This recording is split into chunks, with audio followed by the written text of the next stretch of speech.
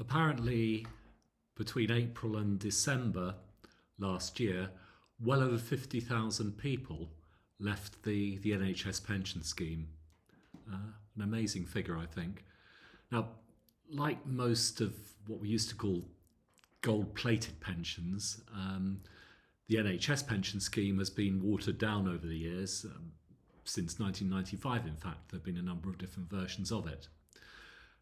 But although it's not what it was, it's still, I'd say, at least silver-plated compared with what you might call the base metal of most of the other new-style workplace pensions.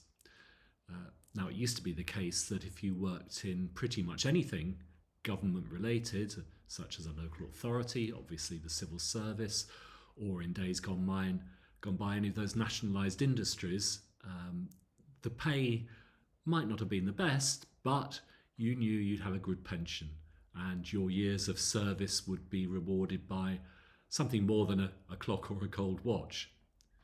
And now the sad thing is that most of those opting out are not consultants or doctors who are highly paid and worried that their pension contributions might mean they breach the annual allowance.